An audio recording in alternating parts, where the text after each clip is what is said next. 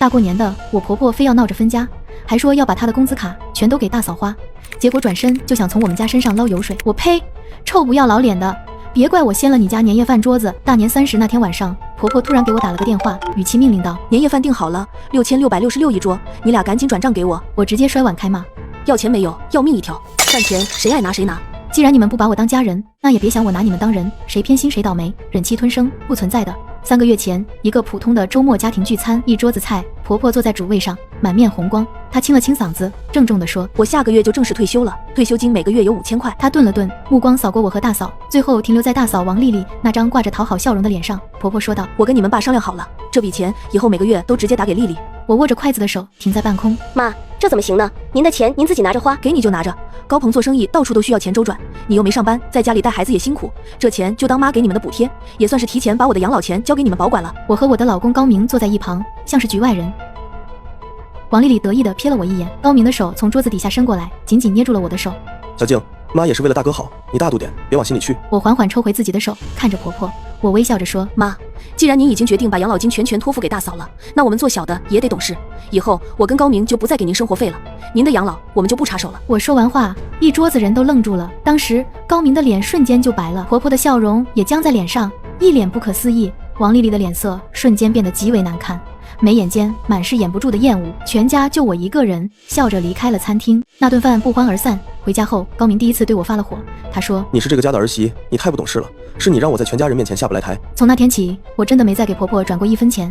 過年，婆婆打來電話，語氣理所當然：年夜飯訂好了，6666一桌，你倆轉一下賬。我開了免提，說：媽，以後我們不回去了，讓嫂子結賬吧。說完便掛斷了電話。高明臉色鐵青，他壓着嗓子低吼說道：徐靜，你瘋了，那是我媽。我抬起眼，平靜地回望他，說道：他把退休金都給你大嫂了，憑我們年夜飯讓我出錢，我是冤大頭啊。高明的胸膛劇烈起伏，憋得滿臉通紅，說道：你不就為了一頓飯錢嗎？至於這麼小題大做嗎？斤斤計較。我冷笑了一聲，說：高明，你怕不是瞎了眼？你爸媽我供着哄着，好好照顧着，你跟我說這只是一頓飯錢的事，這是尊重啊！你們全家半分沒給過我，現在也別想我給你們好臉色。高明怒吼道：不可理喻！突然婆婆就給我來了電話，我直接掛斷。高明看到我的動作很生氣，喊道：你居然敢掛我媽電話！我沒理他，這已經不是第一次了。為了他的家人，他一次又一次地要求我退讓，犧牲我的感受，去成全他那個所謂的大家庭。這一次我不想再退了。婆婆的電話又打給了高明，他接了起來。婆婆充滿戲劇化的委屈、尖利刺耳的哭喊聲傳了出來。我這是造了什麼孽啊？辛辛苦苦把兒子養大，娶了個媳婦，就這樣對我，過年吃頓飯都不願意，這是要我的老命啊！許靜，你聽聽，媽都哭成什麼樣了，你快給她回個電話，道個歉，這事就算過去了，行不行？我閉上眼，感覺整個世界都嘈雜得讓人煩躁。沒過多久，家族微信群高家一家親開始瘋狂震動，一個艾特符號把我從片刻的安寧中拽了出來。小靜啊，怎麼不接你媽電話？大過年的，有什麼事不能好好說？別跟你媽置氣，她身體不好。就是啊，兩口子過日子要孝順長輩。你媽養大高明不容易，吃頓年夜飯是多大的事，不能這麼不懂事。艾特全體成員、姑姑舅舅們，大家別怪弟妹，她可能就是最近工作壓力大，心情不好，一家人和和氣氣最重要。媽，要不這頓飯我們來請吧，您別生氣了。我跟高鹏就是砸鍋賣鐵，也不能讓您在過年的時候受委屈啊！好一朵善解人意的白蓮花，群裡的風向立刻變成了對他的讚揚。還是麗麗懂事，高鵬有福氣，娶了這麼好的媳婦。我看着手機屏幕上那些虛偽的文字，感到惡心。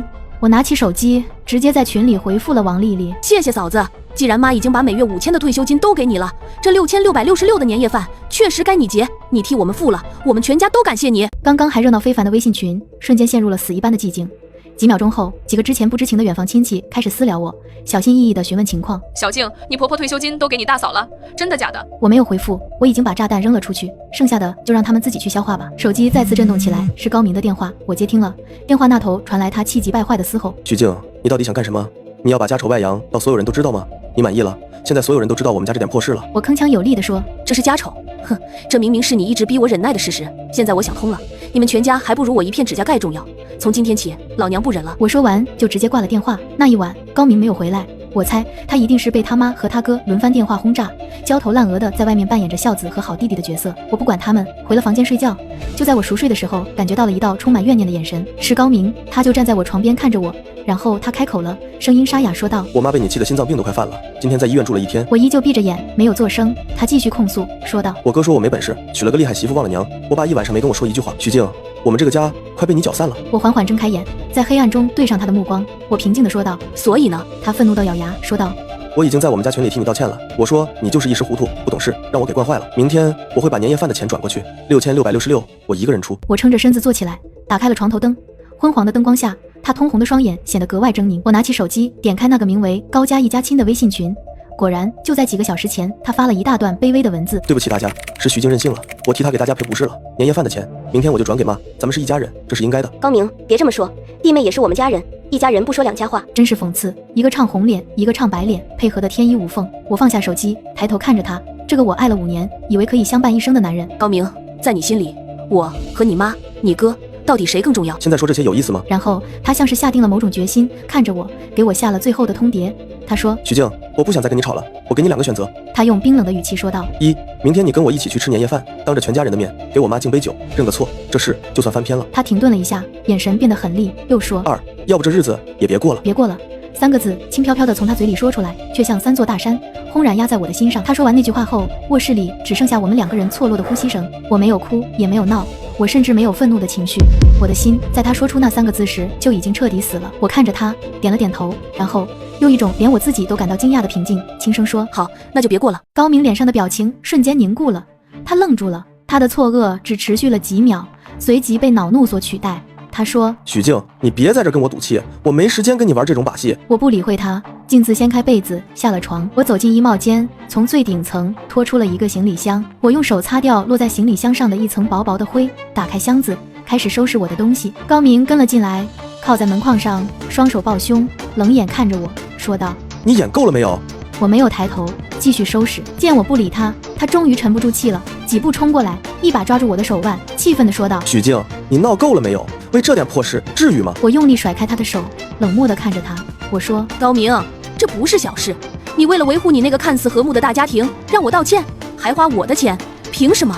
我不願意，別廢話了，離婚。我回到客廳，從抽屜裡拿出紙和筆，坐在餐桌前開始草擬離婚協議。我的動作沒有絲毫遲疑，我寫下5個字：離婚協議書。然後抬頭看他，高明的瞳孔劇烈收縮，他臉色變得慘白。我平靜地說道：婚前財產，你的我不要，我的你也別想。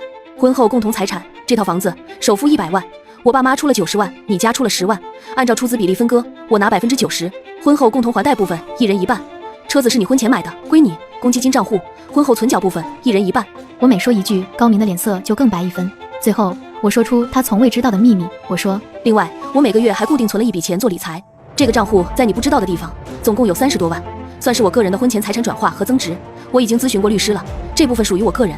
高明聽後一臉慌張，他從沒想過，在他眼裡逆來順受、忍氣吞聲的我，會把我們的財產算得如此清楚，會為自己留了這樣一條後路。他衝過來，一把搶過我手中的筆，開始服軟，說道：小靜，你別這樣，我錯了還不行嗎？他試圖抓住我的手，被我躲開了。他繼續說：求你了，再給我一次機會，好不好？我們不離婚。我鄭重又冷漠地說：高明，別裝糊塗了，從你逼我給你家那群爛人道歉的那一刻，我們就徹底完了，現在才來裝樣子，晚了。聽我說完，他癱坐在地上，臉上是全然的絕望。而我只感到一種前所未有的解脫。當晚，我拖着行李箱回了娘家。我敲門，開門的是我媽，她什麼都沒問，她只是溫柔地說：回來就好，回來就好。我爸從房間裡走出來，看到這一幕，嘆了口氣，走過來拍了拍我的背，說：別怕，有爸媽在。那一刻，積壓了5年多的委屈瞬間決堤，我趴在媽媽的肩膀上，哭得泣不成聲。我爸媽早就看不慣高明家的做派，如今看到我做了決定，他們沒有指責，只有全然的支持。第2天，我聯繫了本市最好的離婚律師，我沒有去公司，請了年假，開始全身心投入到離婚這件事上。我要做的第一步就是清算婚內財產。按照律師的建議，我去銀行打印了我和高明名下所有銀行卡的流水。高明不願意離婚，他瘋了一樣的給我打電話發微信：小靜，我真的知道錯了，你回來吧，我什麼都聽你的。我媽已經知道錯了，她也願意跟你道歉。5年感情，你說不要就不要了嗎？我一概不回，直接把他拉黑。他找不到我，就去我公司堵我。我没有露面，讓前台告訴他我休假了，他還不死心，竟然把他媽也搬了過來。婆婆一改往日的囂張，在我公司樓下的大廳裡哭天喊地，控訴我是個沒有良心的白眼狼。高明在一旁靜靜地看着，沒有阻攔。很多同事們圍着看熱鬧。我收到前台同事的消息後，來到了公司大門口，隔着玻璃門看着裡面撒泼打滾的婆婆。你要是再鬧下去，我就只能報警了。順便，我也會把我手上的東西發到你們家族群和我們公司群，讓大家都看看您兒子高明在婚內是如何疼老婆的。婆婆的哭聲戛然而止，她從地上爬起來，不甘心地看了一眼玻璃門外的我，最後被旁邊的高明拉走了。晚上，我跟律師在咖啡馆見面，一起核對打印出來的銀行流水。一张张 A4 紙鋪滿了整個桌面。這是個規律行為，而且持續了3年，總金額不小。你需要查清楚這個收款人是誰，以及這些轉賬的用途。我湊過去看，那些被圈出來的記錄，金額從2萬到5萬不等。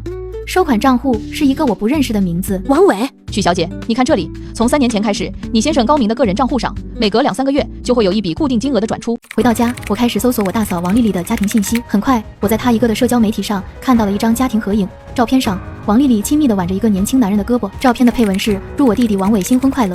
王偉就是那個收款人，是我大嫂的親弟弟。我的手指都在發抖，我花了一整夜的時間，一筆一筆地核對我們所有的銀行卡流水。我發现3年來，高明背着我，偷偷用我們的共同財產補貼了他所謂做生意不容易的大哥和大嫂一家，總金額高達28萬。我把這筆錢的賬單連同那張家庭合影的截圖直接發給了高明，他沒有立刻回復，我等了10分鐘，然後撥通了他的電話，並且按下了錄音鍵。電話接通了，那頭是長久的沉默。我先開了口，問道：高明，這些錢是怎麼回事？他有些心虛地說：是我哥做生意周轉不開，我媽讓我幫襯一下哥哥，他說都是一家人，不能看着他不管。我氣得笑出了聲，聲音越來越大，最後幾乎是吼出來的，說道：幫襯，瞞着我用我們的共同財產，把我的血汗錢拿去給你哥你嫂子揮霍。高明，你這不叫幫忙，你這叫偷竊，偷的是我的錢。電話那頭只有他沉重的呼吸聲，他無話可說，因為證據確鑿，他無法辯駁。我掛斷電話，將那段清晰的錄音保存了下來。高明，你給我等着，我會讓你為你的愚孝和自私付出代價。除夕夜，我爸在廚房裡忙着做他拿手的幾道菜，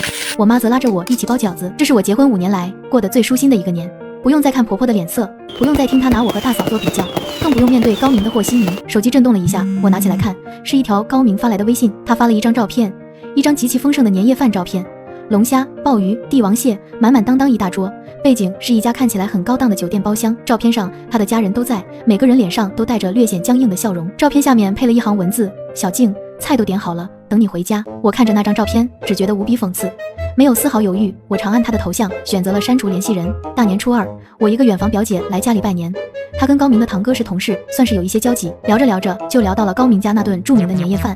表姐繪聲繪色地跟我描述，她說：哎呀，你是不知道，他們家今年這年過得簡直是一地雞毛。原來除夕那天，高明在酒店訂好了6666的套餐，以為我會妥協，會回去，結果我沒去，電話不接，微信也把他刪了。他們一大家子人坐在包廂裡，氣氛尷尬到了極點。飯吃到最後，服務員拿着賬單進來結賬，婆婆直接2手一攤，對着大嫂王麗麗說：麗麗啊，我這幾個月的退休金都在你那兒呢，你去把賬結了吧。王麗麗當場就傻眼了，她本來以為這頓飯高明說她一個人出就沒她什麼事了，她立刻反駁道：媽，退休金是您自願給我們的補貼，又不是說要讓我包攬家裡所有開銷啊。再說了，不是說好 AA 的嗎？憑什麼讓我一個人出？婆婆大概也沒想到她會當眾翻臉，氣得說不出話。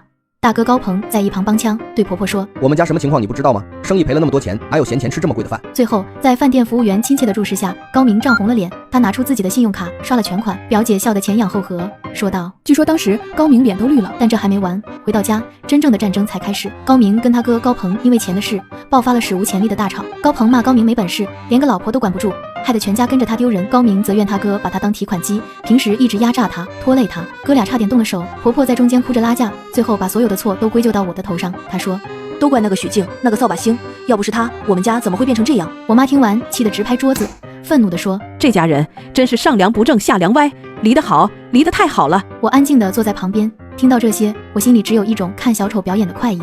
高明，這只是開始，你們一家的苦日子還在後頭呢。年假結束，我正式向法院提起了離婚訴訟。第一次開庭前調解，高明以及婆婆、大哥、大嫂全都來了。調解室的門還沒進，婆婆就在走廊上開始了自己的表演。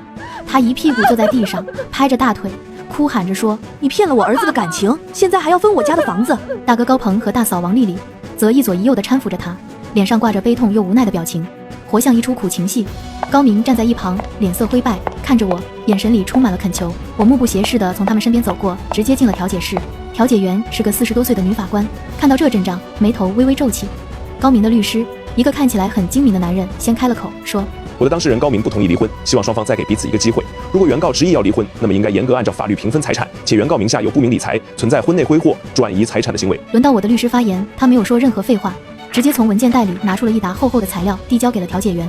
我的律師聲音清晰而有力地說：這是我們當事人整理的，被告高明在婚內私自向其大嫂的弟弟王偉多次轉賬的銀行流水記錄，時間跨度3年，總計金額28萬元。高明的臉瞬間慘白，他難以置信地看向我，似乎不明白我怎麼會查到這一切。他的律師也愣住了，顯然高明並沒有把這件事告訴他。我的律師沒有停頓，他緊接着按下了手機播放鍵，高明那疲憊又心虛的聲音傳了出来：“是我哥做生意周轉不開，我媽讓我幫襯一下大哥。”調解室外的哭嚎聲不知何時停了，我能想象到門外那一家人此刻臉上的表情有多精彩。我終於開口，聲音平靜而決絕，說道：“根據婚姻法相關規定，一方隱藏、轉移、變賣、毀損夫妻共同財產，或偽造債務企圖侵占另一方財產的，分割夫妻共同財產時，對該方可以少分或者不分。所有高明必須賠償我婚內財產損失的一半，也就是14萬元，並且基於他在婚姻中存在的嚴重過錯以及對我造成的精神傷害，我要求在分割剩餘夫妻共同財產時，我占70%的份額。”我說完，整個調解室陷入了死寂。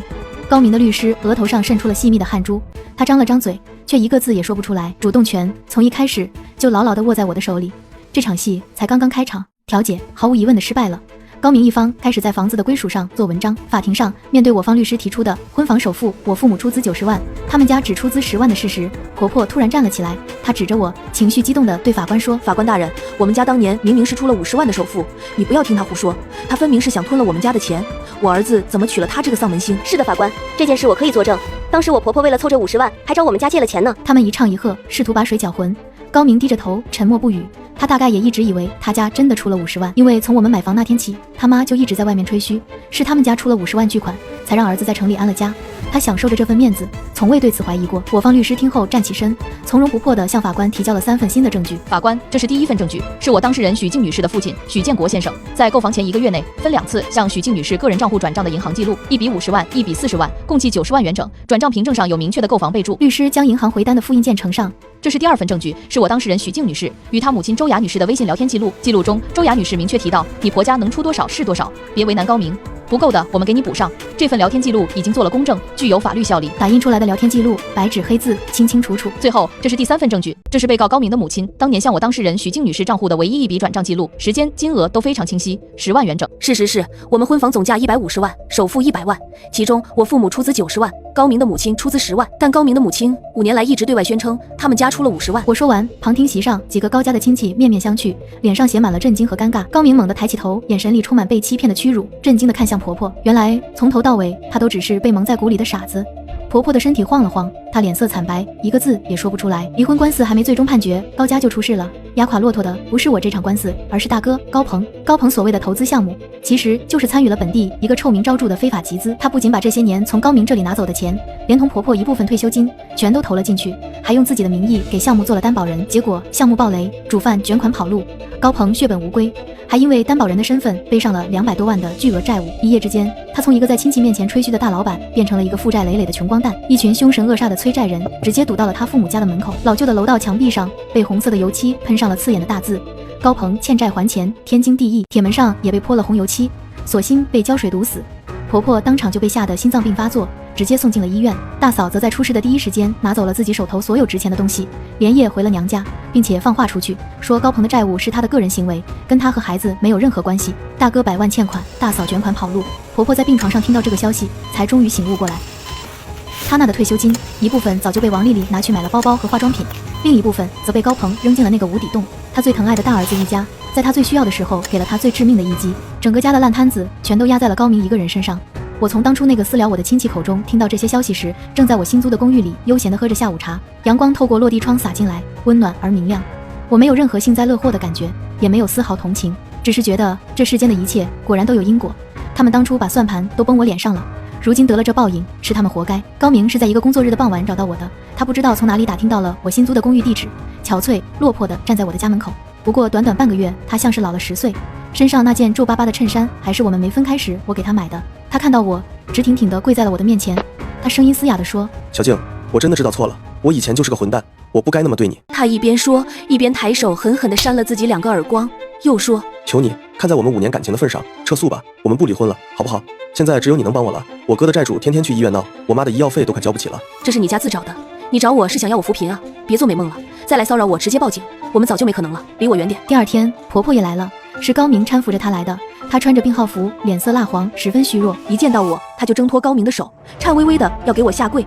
我及時躲開了，她老淚縱橫，說道：“小靜啊，是媽糊塗，是媽對不起你，是媽偏心。”她抬起手也給了自己一巴掌，又說道：“只要你回來，你跟高明好好的，以後這個家你說了算，以後高明的工資卡也給你，我們什麼都聽你的。”哼，想讓我繼續當那個為他們家堵窟窿的工具人，沒門。我看着他們，冷冷的開口說：“你們的烂摊子我沒興趣收拾，婚必須離，我的錢一分也別想少。我彻底斷了他们的念想。说完，我直接轉身進了屋，用力關上了門，任憑他們在門外如何哭喊哀求，我都沒有再開門。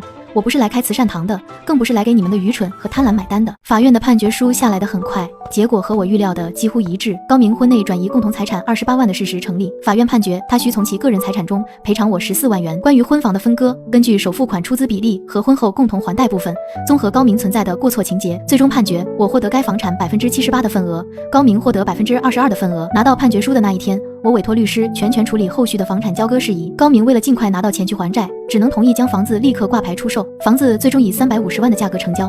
1周後，律師將一筆款項打入了我的賬戶，280萬，那是扣除所有費用後我應得的全部。高明只拿到了不到70萬，這點錢加上他自己所有的存款，用來支付他母親的醫藥費，再填補他哥哥那200多萬的債務窟窿，不過是杯水車薪。但這都與我無關了，我用這筆錢全款買下了一套屬於我自己的90平米的小公寓。簽完購房合同，辦完所有手續的那天，陽光正好，我站在屬於我自己的陽台上，看着窗外開闊的視野，感到一種前所未有的自由和輕鬆。我換了新的手機號碼，註銷了所有的社交賬號，徹底隔絕了與過去的一切聯繫。我的人生從這一刻起重新開始了，沒有爭吵，沒有偏心，沒有和稀泥，沒有無休止的退讓和委屈。